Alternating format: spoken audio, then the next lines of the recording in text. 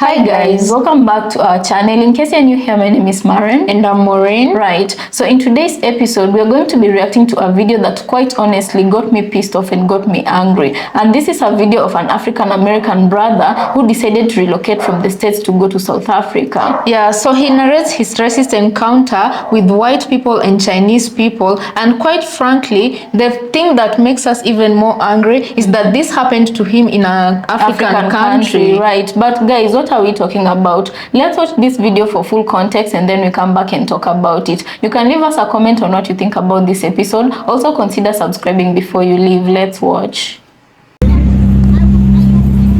She said that she called the police and we have to wait for the police. Hello family, what's up? Welcome back to the channel. Make Africa Great Again. Hope you guys are having a blessed day. Listen, I'm gonna get right into it. I got something that I want to talk to you guys about. As you can see from the title, racism in South Africa. Yo, like, I thought I left America to not deal with this. So as you guys know, I've been in South Africa over a year now, and for the most part it's been a great journey. I've met great people. I've learned a lot about different cultures, whether it be the Zulus to the Xhosas, and just meeting different cultures, learning different things. I will say majority of my time in South Africa has been a great experience. I was living in Johannesburg, as you guys know, and I've relocated to Port Elizabeth. Now, Port Elizabeth is a little different than Johannesburg. It's nice, it's quiet, it's peaceful, but it's just different. So I'm gonna get right into it and let you guys know my problems with Port Elizabeth. Okay, so listen, here in Port Elizabeth, I'm staying in Mount Pleasant. Mount Pleasant is an area where it is majority whites, and you have a few blacks here and there in Mount Pleasant. It's a pretty nice area. And so my first incident was when I went to a local bar here in Mount Pleasant, where it's majority of white people that go to this bar. And I went there to get a drink, so I sat outside in the area and was waiting for the server to come get me drinks. She didn't come get me drinks. She went to every other table except mine. So I waited about 15 minutes. Then I went inside and spoke to the bartender and said, "Hey, are you guys serving outside?" And he says, "Yes, she hasn't came to you. I've seen you out there." I said, "No, she hasn't come to me. I'm waiting for her to come to me. Whenever she can come to me, I would appreciate it." And as soon as I walked into this bar, it was just like, I felt like I didn't belong there, which is very strange with me being in Africa, that I felt like I didn't belong in this bar, right? So she finally comes to me. She apologized. She saw me. I guess she just didn't really want to serve me. So, that was just one little incident that I dealt with. And, I brushed it off because I once was a server. And, sometimes you just happen to maybe overlook other tables. So I brushed it off. I had my one drink. I tipped her and I left. So now about 2 days ago, I went to this Chinese shop where they sell, bread, drinks, whatever, chips, whatever you want to get from there. So I was there trying to buy myself some candy. So the candy's in the front by the register, and a white gentleman happened to be behind me. And while I was debating on what little candies I wanted to buy, I told the gentleman behind me to go right ahead. So he proceeds to go on, gets his pack of cigarettes, pays, and the Asian lady says, "Thank you, have a good day." So then I finally grab my candy, and she's just looking at me, whatever. Give her my candy, and I proceed to pay. And then she turns, and when I get my change back, she drops it on the counter, and that's fine. So after I grab my change and I'm about to make my way out, I was just waiting on a "thank you, have a good day." So I looked and I said, "Oh, I can't get a thank you." She goes on and says, "I don't need your money." What? I'm like, "What do you mean? I don't need your money. I don't care for you coming here." And And I said, so I can't get a thank you, and this is how you're going to talk to a customer, because I'm just asking to get the same treatment that you gave this gentleman in the store. So she says, you know what? I don't have time to argue with you. Fuck off. I said, excuse me. She says, you heard me. Fuck off. So now her husband proceeds to come from around the back because he hears a commotion. And he comes out, and I said, hey, you going to let your wife talk to me like this? This is how you guys treat your customers? He says, I don't care what you have to say. Like she said, fuck off. So I said, yo, do you realize this is South Africa? Do you realize that you guys are guests in this country? Do you realize that you should show me the same respect that you showed that white gentleman, because I'm not doing anything illegal in here and I'm giving you my money the same way he gave you your money, and you have an audacity to treat me like I'm just a nobody. So after I said that, the husband now, he proceeds to just get more of an attitude and says, like she said, we don't need your service here, and like she said, you can fuck off. So at this point, they say leave, and I said, I have no problem leaving, but I will tell you one thing: don't disrespect me. And you guys come to this country and don't show the native people to this country respect, and that's the problem. So now the wife is starting to get annoyed because I'm voicing my opinion, and I'm not just going to allow people to talk to me any type of way. She proceeds to go to the front gate and tries to lock me in there, and she wants to now call the police and cause a big scene. So I told her, please don't lock me in here. I'm going to leave, but I'm just letting you guys know this behavior is not acceptable, and that you guys are visitors in this country, and you can go back to China if you're not going to show us respect. So now I proceed to leave. People in the store are looking. I'm causing a big commotion. I didn't want to cause a commotion. But I want to say this to my brothers and sisters in South Africa. They say this is a rainbow nation, right? That is what they say. Rainbow nation. What I'm noticing about this rainbow nation is that a lot of black people happen to be at the bottom of the rainbow. I see the Indians. I see the Chinese people. I see a lot of people doing better than majority of the black people. You do have a few black people here in South Africa that are doing good for themselves, but it's not enough. And what I've seen from living in South Africa is that the Chinese people and the Indian people don't really respect the black people. They don't respect the people of this land. And why I'm voicing this is because I left America to get more respect in South Africa, because this is supposedly our land. And I can't tell you how many times I've been in America where I've had white people tell me to my face, go back to Africa. We don't want you in America. Go back to your country. So when I finally come back to my country, I can't believe to come back home and I'm still dealing with disrespect, but not at the same level as I dealt with in America. But I'm still dealing with disrespect here in South Africa. For me, it's not acceptable. And this is what we do in America. When people disrespect us, when people don't show us respect, we record them. We record them and we call these people out to let them know that we will no longer tolerate any more disrespect. So I plan on doing the same thing. I'm going to go back to that store with you guys, record myself so you can see the store here in PE, so you can see these Chinese people, and we need to boycott this store and remind these Chinese people that this is not their country, and that they need to show black people, the native people of this country, the same respect that they show white people. And so I wanted to share that, because what I'm noticing in these nicer areas here in Port Elizabeth, that is majority white people. And I realized the reason why she said I don't need your service is because she has white people coming to her store, and she really doesn't care if I come or not. But we must remember to show people like this when they have this respect that this is not their country. And they must respect you in your country, because if they don't respect you guys in South Africa, they're going to come here and do the things that they're doing to us Black Americans in America. So I plan on going back to this store, showing you guys what happened, and approaching this lady and letting her know that her behavior is not acceptable. So I'll be back with you guys.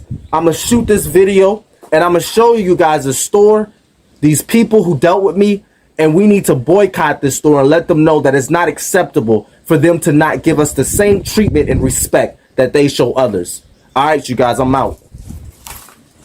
All right, you guys, I'm at the store, which I told you guys about. Right here, the name of the store is Tasso's Supermarket, and it's on Buffalo Road in Port Elizabeth. This is where I dealt with these people who were really rude and being nasty to me for no reason. But it's all good. I'm gonna show you these people. We're gonna go in there and ask them. I'm just gonna ask them, yo, why can't I get a thank you? And you guys for yourself can see how nasty these people are for yourself. All right, let's check it out.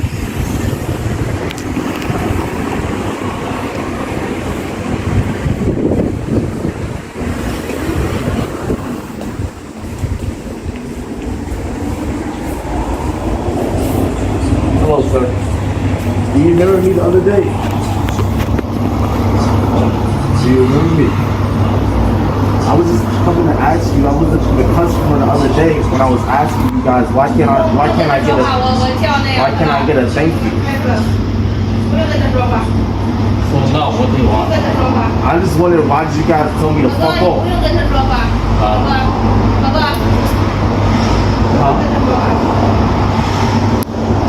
What did you say? Talk to her? No, I'm talking to you. Don't talk to me. I don't know you.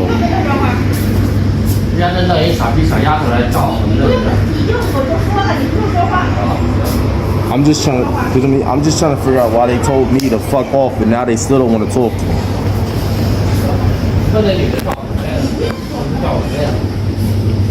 I was just trying to figure out why. You hear me? Excuse me?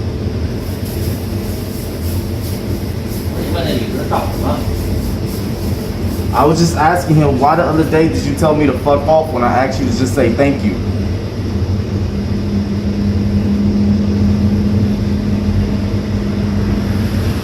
So, this is in South Africa. I hope you guys see the racism, and this is what I'm talking about. And we can't support these kind of establishments because they don't respect us here.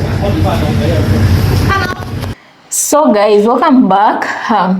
Let us know what you think about this episode on the comment section. You know, when he was describing the first incident he had with racism in the restaurant, Maureen, what I can say is that, to be honest, that was racism, or should we say it was discrimination, but it's still racism, because I know he was treated that way because of the skin of his color. But despite his experience, I feel like this brother was still very kind and very good. The fact that he tipped at the end of his stay there, he still tipped that person. Right. And he didn't have to do that. Right. You know, one thing here in Africa that I don't think a lot of you know or understand it. Africa and America, they are not the same, okay? In America, I do understand that tipping has become part of the culture of the society, but here in Africa, I can tell you 100% with confidence that it's not a must.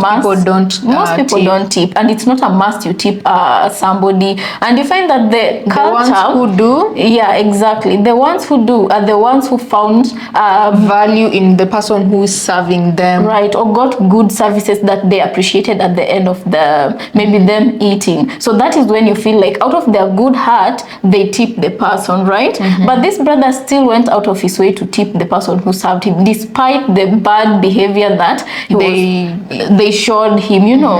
And then another thing, when we move on to the Chinese people, you know, these Chinese people, it's not only in South Africa alone. We've even done episodes here in Kenya and all over Africa. Right. When these people even pay their own workers who happen to be black in Africa, they usually don't give you change on your hand.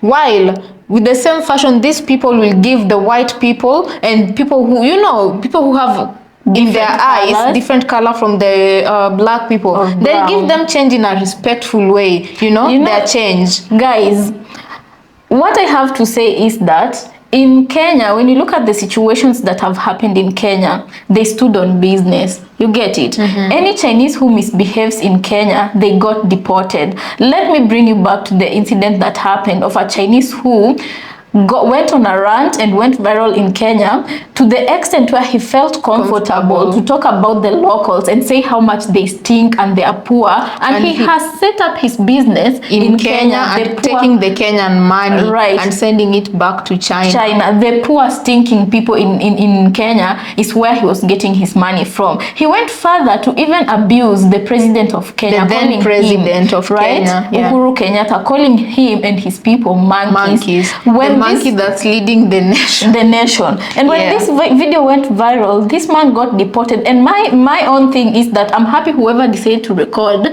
did so. I think we are learning something from Black Americans, right? They did so, and that got handled. Another video went viral also from Kenya of an illegal Chinese who had set up business in Kenya, a restaurant in a very posh area of Nairobi, in Kilimani. Very posh area. So you don't expect such things to happen in Kilimani, but I'm telling you, poverty, can I say, is like people can humiliate you because you're poor, and because you are poor, you'll sit there and take it. For those who don't know their rights, so this man had employed some of obviously Kenyans who are coming from very poor background, right? And the way he was dealing with them, it was in that way, which can I he was treating his workers colonizer? Like a colonizer, like the workers were his slaves. Exactly. And these are grown people, grown men, people's parents. A man arrived late, and this Chinese, because the worker arrived late, he decided to flog like a child, to flog. You know the Racyst style, the way she was being flogged and being told shame. Game of Thrones, for those who don't know what know what I'm referring to. So, and this is not a very old case. The 21st century, and people are living like this. So, and that person was also deported, and before he was deported, it was discovered that he was illegally conducting or running his business in Kenya. So when we are moving to Nigeria, Maureen, I feel like Nigerians, Kenyans, they know how to handle their business. But let me just leave my country, Kenya, out of it for a second. Let's walk over to Nigeria. I feel like these are the only people I can remove my heart for when it comes to how they deal with Chinese in Africa. Nigerians don't have patience for these kind of things, because to some extent Kenyans can be a bit sympathetic, and I understand South Africans can also be a bit sympathetic, being that they operate under the Rainbow Nation, and these people might be their citizens. So Nigerians, there was another episode also we did where a Chinese opened a supermarket. And this is in a predominantly black community, guys. He opened a supermarket and dared chase away Africans, saying that he said explicitly that black people were not allowed in only Chinese restaurant, on his supermarket. Right. Only Chinese or white people were allowed to shop in these areas. And I'm asking myself, you know, for them to even get the cojones to do this, for them to get the balls to do this, is because they know they can survive without the coin, which I know they can, without the coin of the normal civilian there who's black or melanated, right? Because the white people there, they get business from the white people or their community of Chinese people or Indians. Although that was a very big supermarket, that people were even thinking the population of Chinese people and white people combined who are living there was not enough to keep that business running. So people were suspecting that was a money laundering operation going on there, allegedly. Anyway, we digress. That was just a case in example. Let's come back to this brother. So the reason why I mentioned all these scenarios, right, is because the audacity these immigrant Chinese have to to treat this brother like this, knowing that South Africa is not their country. They've only gone there to do business. You get the seriousness of this scenario. And the reason why they said they didn't need his money is because there was a lot of white settlers people there. Yeah, and when you come back to the drawing board, you ask yourself, why do they even have a lot of white settlers there? I know you can personally answer those questions. You can leave it on the comment section or just answer it to yourself. And you know, a while back, people were suggesting that in these areas where there's a lot of white settlers and whatnot, people like the Black Americans and Africans in diaspora, when they come back home, they shouldn't let these areas be controlled by white people. Those are the very same areas they should put up settlements so that white people should never outrun. Yeah, melanated people can control what the activities in Africa. You know, so in South Africa, you're seeing a situation where other nationalities right now, they're kind of leveling out the black population. It's not going to happen today or tomorrow, but at some point eventually happen. Exactly, because if you still have towns like Orania where they can survive, and another one called, I don't know, Clayfontaine or something, and then when you see places like Western Cape, also white people, they just know if we migrate to South Africa, we go to look for a place called Western Cape will be accepted. And you know, with their thinking, when they come to those people, to those places, melanated people will start being locked out of such places. You know, it's why that the shameless immigrants boldly told that man they didn't need his money, because they knew they were going to get it from the palm-colored people. Another note, something I noted, the brother saying that when such a thing, these racist experiences happen, you have to record them and call them out. And they can say this for sure. In Africa, recording doesn't happen enough for you to call out such groups. You know, it doesn't happen enough. And I hope such videos become more common, because Africans have decided to stand up for themselves. Because I believe in this continent, if Africans just sit down and take everything laying down, what happens then to the brothers and sisters who come out of the continent of Africa, the US, the Caribbean, United Kingdom and other places, who hope to come and find heaven in Africa and just live a peaceful life away from the racism they experience in other parts of the world? You know, what happens when such picture is painted, you come into Africa and experience the exact aggression you normally do when you're in other parts of the world. And you know, they were showing this man blatant racism to his face. They didn't care. They treated him like he was nothing. He didn't belong in that country. And you know, the reason why the Chinese couple got very annoyed when he started calling them out for it. First of all, they're not used to being called out by the black people in that area, number one. Number two, they've never faced any real consequence of their actions while doing this to black people. And number three, it's just what they're used to, doing nasty things and getting away with it. And you guys, you know, such problems, I'm not saying you won't find them everywhere, but I feel like it's in South Africa, it's such a big problem. It's a bit heightened. So South Africans, let us know on the comment section. Let us know your take on this. Let's talk about this inclusive statement, the Rainbow Nation. They imagine the only country in Africa that calls itself a rainbow nation. You'd expect that country in so many ways to be integrated with many cultures, but just like America, how the white supremacists have put on the caste, well, it's not a caste system, but it sort of is, where the white people start and then other colored people and then black people are at the bottom. This rainbow nation, it just so happens to be beneficial to people and be rainbow if you are a palm-colored person or a POC. Not melanated. But if you're melanated, you tend to find yourself at the bottom of that rainbow-colored nation. South Africa, let us know about this. You might be talking out of, but you know, from people, outsiders looking in, it seems like some factions of palm-colored people only like calling out, we are a rainbow nation. I feel like it's some sort of brainwash to some extent. Brainwash and double standards. To make melanated people accept, be passive. exactly, and accept that it's good for their Situations. country when white people or Do this other and people get integrated into the country, the culture and everything. You know, I feel like it's some sort of Brainwash. It's meant to make melanated people accept, you know, other people who are not melanated. So who really benefits from this we are a rainbow nation? Because if it's up to palm colored people, if it's up to Indians, if it's up to Chinese people, because if such people can get into the community and still not integrate with the melanated people in a way that you'd suggest when they are calling out rainbow nation for peace to reign and for them to be integrated, then you ask yourself, who is it really benefiting?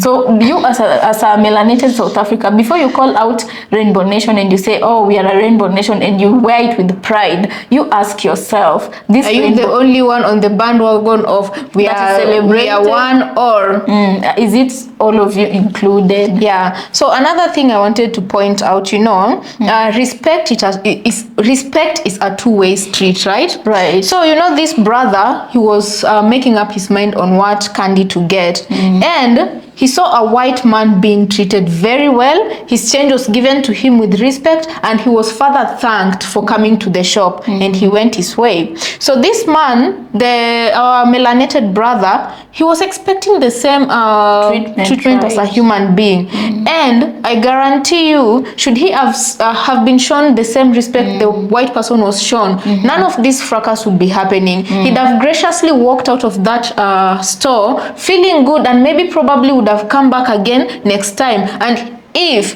his fellow brothers and sisters are coming from United States, these are the very same spots he'd be taking them. They have promoted their business. But if these Chinese people want to argue that this man was disrespectful in their business and went on to create a scene, unnecessary scene that was not needed, where did his anger come from? They're the ones who arose whatever behavior he did while he was in their store. If they had respected him the first time, he'd have shown the same respect back. Right. But he was angered by the fact that when even they're giving him his change, they don't have the decency to give him like a human being. They throw it there in order for him to take it. Anyway, guys, let us know what you think about this episode. We'd like to hear from you. South Africans in the house, we need your contribution. Let us know. Oh, anyway, I can already Just feel let the us know what energy you of South think. African. Yeah, because this happened to be a black brother from America. But really, when you think of it, it could have been any anyone. black person who walked into Even that me as a shop. Kenyan, I decide to go to South Africa. And you find yourself in the very same shop. If he hadn't addressed this issue, we wouldn't know of that shop. So we find ourselves in the very same shop with the very same treatment this brother went through. Right. It doesn't matter that he is a black American. It could have literally been any black person from anywhere. You know. Guys, I think we are going to have to end this episode here, right? And we want to thank you so much for tuning in. Let's catch you on our next episode. For those who've not subscribed, please remember to do so, and also leave us a comment on what you think about this episode. And guys, road to 50,000 subscribers, and we'll be having our first live right, when we hit 50,000 subscribers. So let's see you on our next episode.